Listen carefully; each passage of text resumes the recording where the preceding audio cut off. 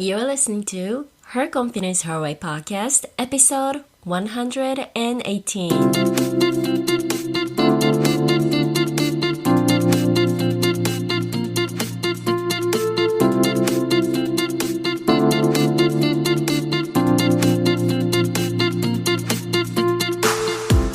Hello, girlfriends. How are you doing? Thank you so very much for listening to Her Confidence Her Way podcast. I am your host, Emiko Rasmussen. If this is your first time listening to this episode, thank you and hello. Thank you so much for finding this episode or the podcast. So yes, welcome. And if you are a regular listener, welcome back. 皆さんこんにちは。Her Confidence Her Way Podcast ホストのエミコです。今日もこのエピソードを聞いてくれてどうもありがとうございます。I have a quick question for you guys. Can you guys do a backflip? ジャンプしてくるって一回転するようなやつ。Backflip. Okay, so both of my girls are practicing gymnastics, and my older one recently moved up to I guess it's like one of the highest, like a top level C for like recreational, not competitive one, recreational. And they have started to practice backflips. And one of her really good friends, she can already do the backflip. And so my daughter has been wanting to do. And she finally moved up to the next level. So I was just watching her doing it. And she couldn't do it the very first time. She thought that it's something that everybody can just do it, you know? Especially because her friend, one of her really close friends, can just do it, like no problem. So when she is back, once she was done from the practice, and she came and she was kind of sad, and she's like, Mom, I couldn't do it. I'm like, what are you talking about? The backflip. I'm like, yeah, I was watching it. It's your first time. You can't just do it perfectly like the other friend is doing. You know how this one's going. So she expected, because she is always looking at her friend's highlight, which is she can do it. But she has never seen her friend practicing over and over until she masters. And now here she is, just her first time trying to do this flip, and she can't, and she's frustrated. But the thing is, the practice is required. She has to practice so that she can master. And it doesn't just happen with just one practice. It takes time. So I had to explain to her. And this is just a good example of like how we kind of have this like unexpected or like unreasonable expectation, right? We think that we should be able to do everything like perfectly from the get-go, but no, we can't. So it is a good reminder and a good lesson for not just my daughter, but for anyone. Remember, practice, it takes time, and there is no reason for you to compare yourself to others, because everyone, whoever is doing something, like no problem, they had the beginning, they were practicing before until they master it. It's the same thing for my daughter, and there is no reason for her to expect that she can do it from the get-go. She can't. And a backflip, it's literally, it's like the hardest thing to do, I want to say. I mean, if I try right now, I think I'm getting older, so I think I'm going to break my back or something, so I should not do this at all. But yes, remember, you need to remind yourself, there's no reason for you to compare with yourself to other people, because everybody had their beginning, start point, and also there's no reason for you to think that you should be doing everything so perfectly, because you can't. That's unrealistic expectation. Okay, before I bring on amazing guests today, I am going to do a listener shout out. Today's listener shout out goes to Yasuko K やすこさんです。やすこけいさん。やすこけいさんはですね、ビジョンボードの、グループに参加してくれて、このポッドキャストも聞いてくれているそうです。So she had worked on this amazing vision board and she has coaching and travel and I think she is yeah, she put this as on the vision board. So I think she wants to also start a YouTube, and she has worked with money pictures and eat healthy and have fun and yoga and all that stuff. So I am super excited for Yasuko, and thank you so much for listening to my podcast. Like I said, I cannot do this without you guys, all the listeners. So thank you so much. Yasuko's, I think it's her Instagram account. It's at Yasuko1002. So if you want to learn more about her, please follow her on her Instagram. Her handle is at Yasuko1002. やすこさん、どうもありがとうございます。Okay, are you ready for today's amazing guest? Yes, of course. Today's guest, I'm really excited to share because she was born and raised in Japan, and her childhood is very unique. Maybe not so much nowadays, but especially for my generation, I have never heard of it, and she actually mentioned that it wasn't that common as well. So find out how she grew up and why she speaks English so fluently, although she was born and raised in Japan. And later on, she was so kind and generous to share what are the things that the stay-at-home mom can possibly do to start working. Here's my conversation with Ai. Enjoy!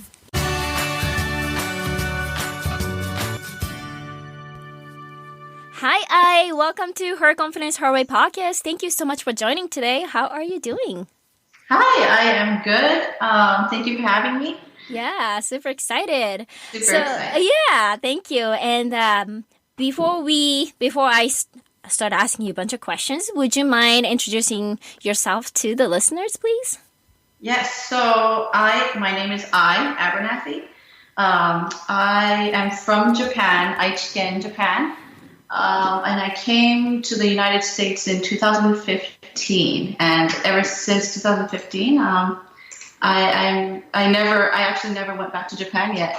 Oh, yeah. Wow. Yeah. And I have 2 kids, 4 and 1, and I have a husband. Awesome. And then you said which area you're living right now? Oh, Washington State. Washington State. Oh, okay. Yeah, you're like up north from me. Well, like Yes. literally on the map. Have you been to Canada? No. Actually, my husband did because my kids don't have passports yet. Oh, okay. So in order for me to be able to go, I need to get my kids' passport. So my husband went, but I didn't go yet. But that is on my list. Oh, okay. How far is it from where you live to the border? I think it's about 2 hours by car. Oh, wow. Yeah, it's very close. Yeah. Wow. Yeah. I bet your borders are so much, I don't know, I'm not discriminating anyone, but your borders are so much, I don't know, safer, less police officer than our borders in yeah, California I think so. and Mexico. For sure. Yeah, my husband also went to Mexico too. Oh, really? Yeah, because where we were living in San Diego Oh, okay. 2 years ago. Oh, So yeah, he went to Mexico because I think it was about 2-hour drive. So he went from San Diego. Well, I guess it depends on, like, I live in Temecula, which is Okay. 1 hour away from San Diego, north from San Diego. Yeah. So yeah, it might be about 1 hour and a half or almost 2 hours. But if you're in San Diego, it might be a little bit closer. A little bit closer. Yeah, Yeah. for sure. He literally just went by car, so. Oh my goodness. That's awesome. Yeah. Yeah. Okay, so you were saying that you're speaking fluently and but you came here in 2015. So I'm pretty sure listeners are like, why is she so fluent? So I want to know what is your story while you're growing up in Japan. I know that you have such a very unique childhood story. Yes. So I was born and raised in Japan, Aichiken. But I was homeschooled from literally age 3, like pre-K, to age 13. I was homeschooled by English teachers. So basically what that is normal, like American kids, what they would learn in America, I learned at my home in Japan. So basically, like, I have two first languages. That's what I explain to people. I basically just have 2 first languages, and but English, my English is a little bit better than my Japanese now because I've been living in America for a long time and I haven't been using Japanese a lot. But yes, I am fluent in both English and Japanese. So when you are saying, when you say homeschooling, and here in US, I know, or maybe it's a mom thing. I don't know. I hear a lot. But when I was in Japan, I have never heard of homeschooling, and maybe it's obviously because I wasn't a mom, but is it a common thing, or? No, it's actually not common at all. Okay. Yes, it's not common at all. That's why when I started going to public Japanese school from Shugaku 1年生, middle school, people were like, they didn't believe my story because they were like, what's homeschooling? Like, they didn't know anything about homeschooling. So they were like, are you lying? They thought that, I was a liar, and they were saying like, oh, we know you're from America because you have this little accent. I had this really, a little accent when I spoke Japanese. What do you mean by accent? Like, can you, do you have any specific word? So at first, when I went to when I first went to Japanese school, the teacher was like, "Oh, ちょっと自己紹介してもらっていいですか?" And I was like, "Okay," and I was like super shy, and like this was like my first time like ever, like kind of public speaking, I guess, like speaking in front of a bunch of kids, and so I was super nervous, and then I don't know, like I was just like konnichiwa, like I don't know, like it was really bad, like. Super like English Japanese at first. Konnichiwa. yeah, something like that. Like 私の名前は like そんな感じ本当に最初の方は。そう。That's why they're like なんでそんなに日本語が下手くそなの? Oh my gosh. So that's the middle school, right? Middle school, yes, and they are very honest. Like they will just tell you that your Japanese is like really bad, and they really don't care. Why I'm trying to understand. So your parents are Japanese? Yes. And both of your parents believed that homeschooling and raising you with English environment is a good investment and everything, and that's amazing. But then why middle school that you went to a regular Japanese chugakko? I don't know. I think because we were doing only English at home, they realized that we couldn't really speak in Japanese. Like, like because I think they noticed a little accent, and they're like, oh, これはやばいと思って多分。で中学校の時から急にもう今日から中学校行きますみたいな感じだった。わー。でお父さんとお母さんとは日本語それとも English？ そうです。日本語だったんですけど、やっぱり足りなかったと思う。それだけだと。そう。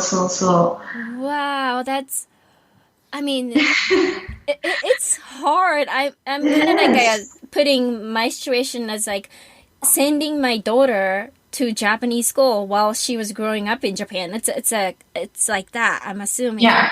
That's a huge cultural change too while you're in Japan. Yeah, because I was so used to just staying at home with my siblings. I had like six siblings, so we're 6人兄弟. Mm-hmm. Oh, wow. And so, I wasn't like a shy person because, I have a lot of siblings, but just like, yeah, the cultural shock, like having, 30 plus kids in a classroom together. Yeah. I was not, expecting that. Like I didn't know like what it was like to actually go to public school. Yeah. So yeah, it was a huge change, doing tests, and homework and all that. So Wow. yeah. So speaking of tests and homework, how was it? Oh, it was terrible at first. So the first year, I was really, really bad because my kanji wasn't that good. Mm. And, I really didn't like reading in Japanese. So, ondoku, I was really bad at that. And so people would, the kids would like make fun of me and, they thought that I was really stupid because I couldn't speak my own language. Yeah, so I was like, すごい悔しくて. Yeah. So I asked my parents to just like get me some, doribu. And so after school, usually after school, kids would like, play with their friends. But me, I didn't have friends for like a year. So I just went back home. Yeah, I went back home and literally just studied, just straight study.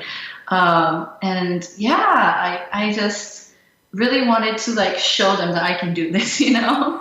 So like, yeah, after a year, my grades were getting better and better, and all the other kids started accepting me, I guess. Mm-hmm. And so yeah, 中2ぐらいの頃からまあ楽しかった。でも最初の1年は Yeah, it's a transition, like adjusting. Yeah. So what about, you said you have six, coming from 6 siblings, and did they all have the same education, or it was just you? No, they all did. So at the same time, yeah, everybody, my whole family at the same time, we transitioned to Japanese school. So yeah, it was like that. Wow. Yep. So my siblings can all speak English and Japanese. And my older sister actually lives in Australia now. Oh, wow. Yeah. And everybody else. That's awesome. Wow. Yeah. So you went to high school, the Japanese, well, obviously it's going to be Japanese high school, but was it a English speaking high school or like a regular high school? Yeah, it was a regular high school, but I wanted to work like right after I graduated middle school. I wanted to work, so I actually went to yakan gakko, like night school. Oh, wow, you're so independent. No, I just like as a child, like I always knew that I wanted to start working, because I just wanted to make money. As a young child, I always wanted to make money, and so as soon as I figured out after middle school I can start working, I was like, oh, I'm going to do this. I'm going to do this. And so I started working as a dishwasher in a hotel for my first job. Oh my goodness. In a cake yasan. Yeah. So from there, I just worked my way up to becoming like a cake decorator, and then pastry chef. So that's how I became a pastry chef. Oh, okay. How long did you do that? I think about 3 years. Oh, okay. Wow. Your childhood path is not the norm. Oh yeah, definitely. Yeah. It's not. Did you experience some sort of like a pushback, or you didn't go through the regular path? Like, did people say things to you? Well, like I don't know. I always knew that I wanted to, like do, work. What's it called? When I was 15, and of course, everybody that I work with, they're like, why? Like, why don't you just want to go to school and go to college and then, get a better job? And I was like, no, I don't know. I just had my mindset. I just wanted to. Yeah, I was like, it's not like I didn't care what other people thought, because I really did. Like as a child, I mean, as a young teenager, like I did really think about what others were thinking about me. Yeah. But at the same time, I was like, like this is what I want to do, and I'm gonna do it. So yeah. Wow, that is so amazing. So then now, fast forward, you are a mom of two little ones, and I guess by just thinking about, what you have gone through with your childhood, are you teaching your kids Japanese, or like, do you teach any of the Japanese cultural values or events at home? How's your parenting like right now? So I speak to my kids in Japanese. Oh, you do? I do, but I also speak to them in English. So so my oldest, he's 4, and he can say, he understands everything that I say, but when he responds to me, he responds in English. But like little things here and there, like Ohayo, or like itadakimasu とかごちそうさまでした。そういうのは日本語でちゃんと言うんだけど、but his English is better, I think. And does your husband speak Japanese? No, he does not at all. He does not. He's trying to learn, but he does not. Okay, I see. Wow. So with having kids and, especially the age that your kids are, it's like so... Yes. It's a lot of work. A lot. Yeah. It's a lot of work. It's just crazy. Yeah. And then have you decided to go back to work and maybe continue as a pastry chef, or what, especially because you're so like work career minded when you're little?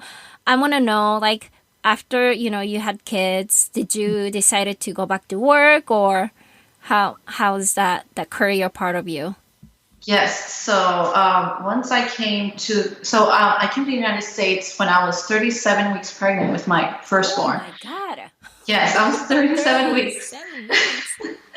And 2 weeks after I gave birth. So are you even allowed to fly? Oh yeah. So I it was a struggle to get a doctor's note, because my doctor in Japan, he was like, oh, like I don't recommend this. No. But I was like, oh no, you don't understand. Like I have to go. I already got a one-way ticket, and I'm literally moving to the United States. And so he was like, okay, I'll do this only once. So すごい厳しかったんですけど, yeah, he did it for me, and I'm very grateful for that. Oh my goodness. Okay. Yes. Yeah. And, were you nervous? Like, what if? I was very nervous, but at the same time, like I kind of knew that everything was going to be okay. Oh my gosh. Like I don't know, like I just knew it was going to be fine. I think I've heard of a story about someone delivering a baby in an airplane too. Oh yeah. I've heard a lot of that, Yeah. but I don't know. Like I wasn't worried about that. Wow. Okay, Yeah, you're such a really brave wasn't. one. All right, continue. And so at first, I was taking care of my son, obviously, my newborn, and then I think about when he was like 6 months, just being at home, a stay-at-home mom, and just transitioning from Japan to America. And like not having any friends or family over here, it was very, very hard. And so I was like, I need to go out there and do something, like because I really want to work. I really wanted to work ever since I came to the United States. And I was like, but I don't know what I can do, because at that time my husband was in the military, and we only had one car. So my husband would take that car to work. So I was like, Right. I need to find a job that I can literally walk to, and the time needs to be very flexible. The schedules need to be flexible, because while I'm working, my husband needs to take care of our kid.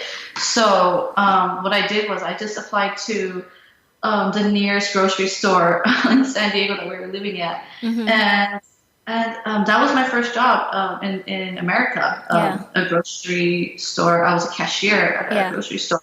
But I don't know. I just wanted to just get out there, and because, being a stay-at-home mom, it's not for everybody. I love my kids to death, but it's like, I'm just like not that person. Right. And so I did that for a little bit, and then I had to quit because I think we moved. Yeah, we moved to another area, so I had to quit. And then after that, my son was about 2 years old. I think I was doing like a lot of like jobs here and there, but just like, just little. It's not anything special. Just like, Okay. yeah. So I did that, and then once we moved to Washington, I got pregnant again with my second child. And while I was pregnant, I actually worked at a bakery over here in Washington. Yeah. So during my whole pregnancy, I was working at a bakery, and then I had to quit when I gave birth. I see. Yeah. You were talking about ferry commute. Yes. So where is that? So, over here where I live in Washington State, all the jobs are in Seattle, which is like the city, I see. And in order to get to Seattle, you have to take a ferry, and the ferry ride is like $30 off, like one day, $30 every day. So if you calculate that, it's going to be like $900 a month. Yeah. Just for the ferry ride. Yeah. And then on top of that, daycare is very, very expensive. It's like if you want to put your kids in daycare for like full time, at least $1,800 or like $2,000 a month for two small children. Yeah. And so working as a pastry chef in Seattle, I would probably only make like $3,000 a month or $3,500, and so it would all just go to the daycare and the commute. Yeah. And so I just it's not worth it if it's like that. So I just decided to figure out a way how I can make income at home. And so what I did was I was like, you know what, I can speak 2 languages, and I can just use those skills and start trying to make a living out of it. And so I did a lot of research in translating and how to start how to become a translator without experience, because I don't have experience. I didn't at first. And so I did my research, and what I did was there's a lot of freelance platforms online. And so I just, made a bunch of accounts on, all the freelance platforms as a translator. And so I did that, and I literally have like 6 profiles now, I think, online. Wow. Yes. Well, you got to put yourself out there anyways. Exactly. And as a freelancer, it's all about, reviews. So if you don't have experience, you're going to just have to build up some work, just do work for, really, really cheap, or like do it for free sometimes, just to get, your work out there and just to prove that you can do it, Yeah. And so I've done that, and now I'm getting, jobs here and there.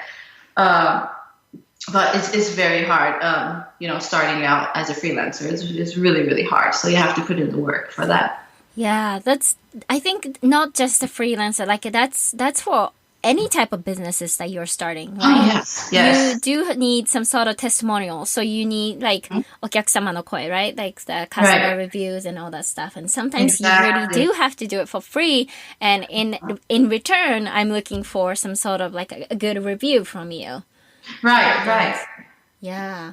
Wow. Yes. So what is the demand like right now for, I don't know anything about the translation like industries, but is there, because I think that translation is one of the jobs that computer cannot necessarily take over, because obviously like if you're trying to use Google Translation, that doesn't really work, like you will know like, oh, this person totally used the Google Translation and it doesn't make any sense. So I believe that this is one of the jobs that no matter what, the human's eyes needs to be involved in in the somewhat the process. So Yes. what do you what is the demand like? Do you know? So you are 100% right. So, you know, people don't. So whenever I get jobs from like, you know, either Japanese to English or English to Japanese, they would always be like, you cannot use Google Translation or any kind of automatic translation. And I was like, yes, I know that. But yes, the demand. So there's a lot of jobs for Japanese to no English to Japanese. Okay. And there are fewer jobs for Japanese to English, but there are, if you really look and see and try to find jobs from English from Japanese to English, there are, but there is more jobs for English to Japanese. English to Japanese. I see. Yeah. So let's say if there's someone who are listening to this podcast and she is someone like you who's stay-at-home mom but who can speak English and Japanese, like how can she start? Like, would you be able to kind of share like what you have took for the process, the step? Of course. There are literally a lot of steps, and like you really just have to hustle. You know, like every chance you get, you have to just get on your computer and literally just work. You know, look for work, and once you find something that you know you think you can do, just reach out to that employer or individual or whoever it is. You write. You just write a cover letter, I guess, and. Okay. And you tell them basically that you don't have to tell them that you don't have any experience because you don't have to do that. Yeah. But you can tell them that you are kind of new in this industry and are trying to build your portfolio. And so you can either offer them very cheap translation services, or you can do like one document or something for free. And then, like once you get that trust from some certain employer or individual, they will start giving you work if they like you and if you can do the work properly. So you just gotta put yourself out there, like you have to be hungry for it. So when you say you're looking for a job, where do you look for those type of jobs? Is there keywords that you type in like a job search engine or? So what I did was you just go to, freelance platforms. So I am on Upwork.com. What is it called? Upwork. It's called Upwork.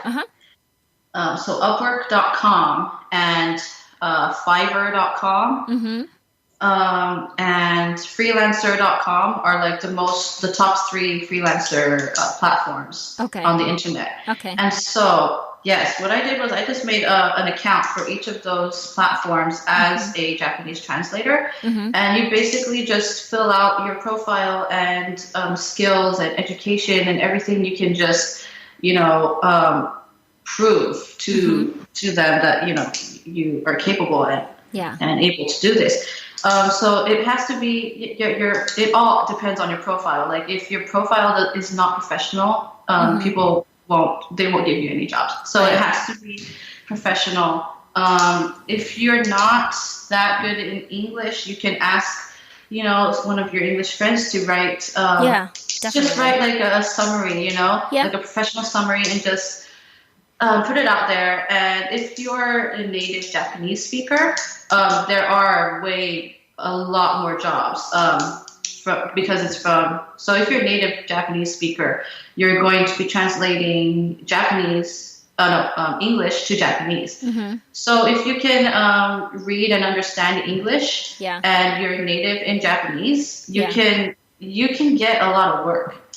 So it all depends on your profile and how you present yourself. I think what you said is so important about how I think so many people get stuck where, well, I'm not like educated enough, or I don't have experience enough, like I'm not good enough to start. But what you're saying is start anyways. You don't have to say that you have a lot of experiences. You can just be honest and say, I'm just starting, instead of saying I have zero experience. Exactly. I think it's so important because I know this. I have been doing this podcast for a while, and hearing from my listeners, they're saying, "Oh, I don't have the certificate," or I only do this for 3 years, or something like that. I'm like, girl, if you have been doing this for 3 years, just own it. You have done it for 3 years, like, mada 3年しか, or mada, somethingしか. Yes. So I was thinking like that for a very long time, actually. Because I only have a high school diploma. I didn't go to college, and I don't have any certificates for, translation or anything like that. So I was like, oh, I can't do this. I can never do this. But once you have to do your research. Once you do your research and you figure out how to just make your employers think that you can do it. If you're confident in your work, you will be able to do it. If you're confident, you can do it. Yeah. Like it's just that, and how you present yourself is like the biggest thing. That is so true.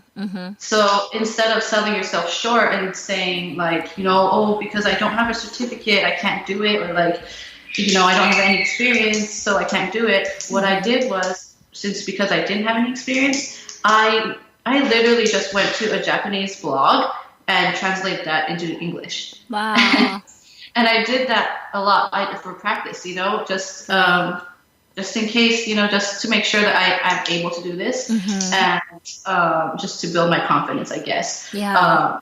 And just go to any Japanese website or English website and then translate it into your target language. And once you build your confidence, there is no stopping you. There's no stopping. You can. There's no limit. Yeah, that's really good. I mean, I told you this earlier, but for me, I have zero passion about teaching English to someone or translating to someone or like any of the translation work. It's just very like exhausting to me. So that obviously that is not my passion, although people recommend me to do it. Because this is obviously a skill that you have to have. But I think if you train yourself, because it's not like you have to have this like professional training, as long as you can understand what is written in English and translate it in Japanese, that makes sense. Because what I have learned about the translation is that you're not necessarily translating word to word, right? There are certain things that you can't really Plus, I don't know what would be the good example, but Japanese people. I was watching interview. What was this younger Japanese baseball guy who went to the LA? Otani something. Shinzo? Oh no, Otani. Anyway, so this baseball player, his name is Otani. He was doing an amazing speech in Japanese, and he was saying certain things in Japanese that is very beautiful. But then I was thinking at the same time, like, how is this translator going to translate what he just said? He completely just skipped it. I'm like, wow. Oh, wow, really? Yeah. Wow. So there are certain things that he just says, just straight to the point. I think that's what he did. And obviously, I don't have a translation experience, no education, so I don't know. But is that true? Do you think? Yeah. So translation is it's basically written, right? Right. So you have a Japanese or English or Japanese document or words that you translate on paper, and that's called translation. I think what you're saying is interpretation, right? Interpretation. Sorry. Yeah. So when you're interpreting, that's like next level, because you're gonna have to think like straight away what he's saying, and then translate it or interpret it into a different language. Yeah. So translation is a little bit easier because you get to have the time to actually think and think about what he's actually saying and what he's trying to express. Yeah. and then you can take that and write it down. But interpretation is very hard. It's different skills, I guess. Way different skills. So Yeah. I can't do interpretation. Yeah, But, it's hard. yes, I would like to eventually, but Yeah. oh, actually, I do. I have. So I got this job offer for interpretation, but it's very like casual. I can do casual interpretation, so Right. that I do sometimes. But when it comes to like professional, like business, stuff, I am not able to do that. So yeah, you just have to know what you can do, and if you're confident enough, just take it. Yeah. But yes, translation is definitely a little bit easier than interpretation. It's easy to like entry level. I'm not saying entry level, but like how do you say this? ハードルがそこまで高くない。Does that make sense to you? Yeah. So Yeah, so- because so many of my friends who are Japanese, they are dedicated as a homemaker or stay-at-home moms, and now their kids are getting older and they want to do something, but they have zero experience of working in the United States and they have no idea where to start, and they think that they can possibly do translation, but they also do not know how to start. So this was very helpful. Maybe if the listeners wants to learn more about it, can they reach out to you as well? Oh, of course. Yeah. Yes. You can message me through email or Facebook or anything. Ask me questions and I am here to answer. Oh, that would be so helpful, and thank you so much for the offer. Sorry, I kind of put you on the spot. Like, can you help? And like, no, you're like, you can't say no here, right? No, I'm all for it. If you really want to do it, like I'm here for you. Oh, thank you so much. This is what all the sisterhood is about. We're helping each other, supporting each other. So thank you. Yeah. All right. So let's move on to her confidence, her way power questions. Are you ready? Yes. Okay. So the first question is, how would you define your own self-confidence, and how are you building your own? That's a good one. Because I wasn't a very confident person growing up. So I'm actually still trying to figure out what confidence is. But now that I'm getting older and I realize my worth, you just have to realize your worth. Don't how do you say it? Just if you want something, you go get it. Like, you deserve. You have to tell yourself that you deserve it. Yeah. And just taking care of yourself is very, very important. I think, especially if you have kids. Yeah, for sure. If you have kids, like, all you're doing is taking care of them and like your husband, and you don't have time to take care of yourself. So I truly believe that if you take care of yourself, everybody is happy. Yeah. And so yes, build your. I'm not saying build your confidence, but just know your worth, I guess. Yeah. Know your worth. Yeah. And that is a huge change once you know it. Yeah, definitely. Sorry, this is like completely not off topic, but you mentioned the word deserve, and I use the word a lot. But when you try to translate that in Japanese, how would you translate that? It's just my personal own selfish question. That deserve. I haven't ね、見つけたことがないんですよ。それにマッチする。Like, you deserve to do this, or if something happened and, people say like, oh, you totally deserve that word or whatever, right? Yeah. And I don't know how to translate that in Japanese. That is a good one. I'm not sure either. Deserve? Yeah. Deserve. Yeah, so like there you go. Like there's another words, sometimes the English word that it's hard to find for translating in Japanese and vice versa. So like exactly. Yeah, let me know if you find a good words. I'm still looking for one, and it goes same to you guys, listeners. Like, let me know how I can translate that word deserve. That's a good one. Yeah. All right. So the next question is, what is your gifted talent and how are you using it? Gifted talent.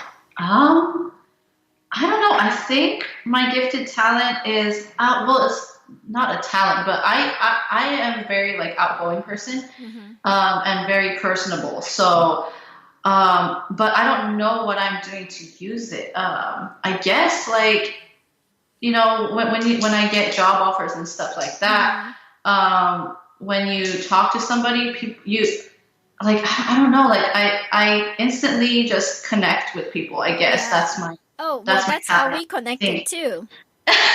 Yes, that's true. You were so like reachable and relatable, and when I asked you a question about, do you think you can do translating for my podcast when I do English podcasts, and you really like get it, like, well, obviously, like I haven't been using Japanese a lot, so I'm not sure, but let me take a listen, and like I'll get back to you. And it was just like, so you're so like, I don't know, like you didn't give me this like customized, not customized, the template like answer. Right. Like you really took the time to respond to me, and I really appreciate it.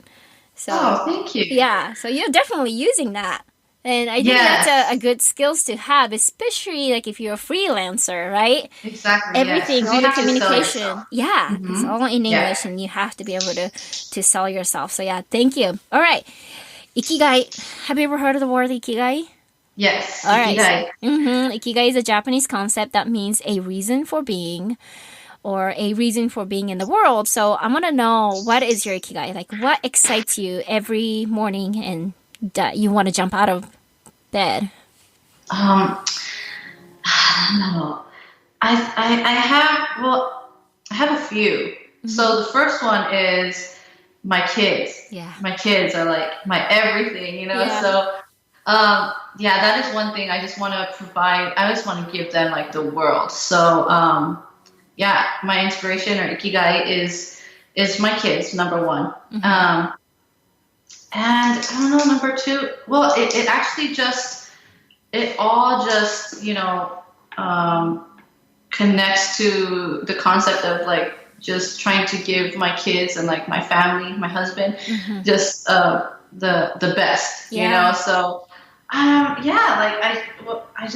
don't know. I think I just want to do my best to be a good wife and a good mother.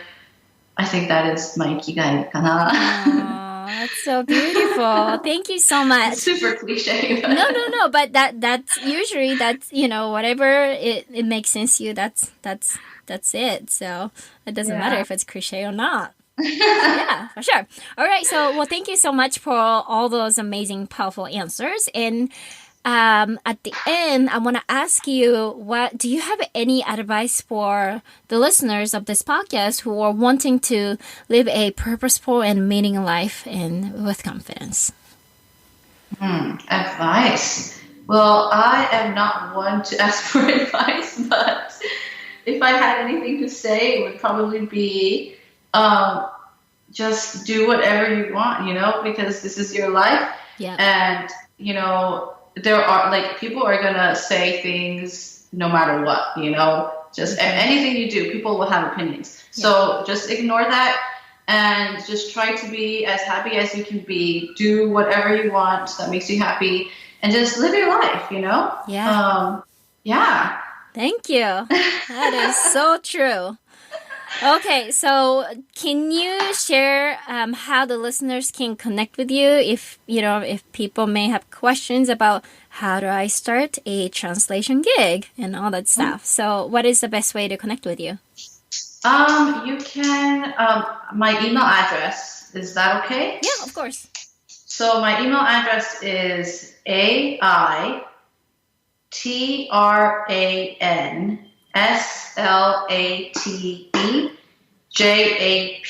So I translate Jap at gmail.com.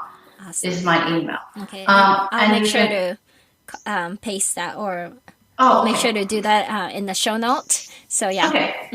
And also you can reach me on Facebook as well. Just my name is Abernathy.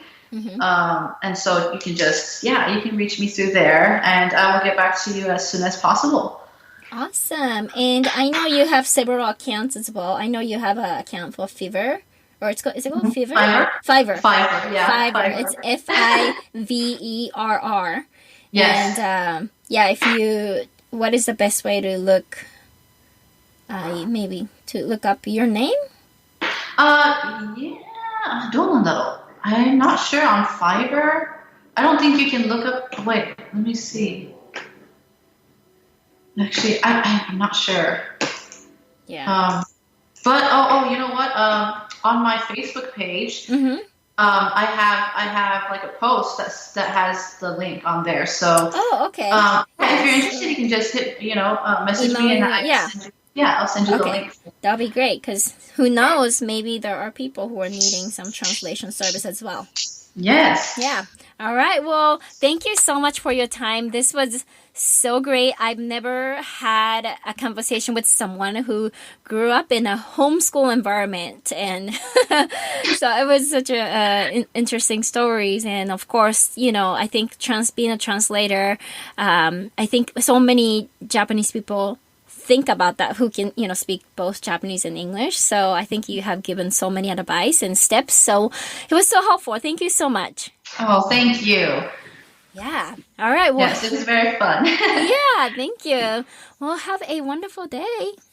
Thank you. You too. Yeah, thanks. Bye-bye. Bye-bye. There you have it. I hope you had enjoyed my conversation with Ai. Isn't she amazing? And guess what? She had told me this amazing thing. So she said that she's in the process of joining a military.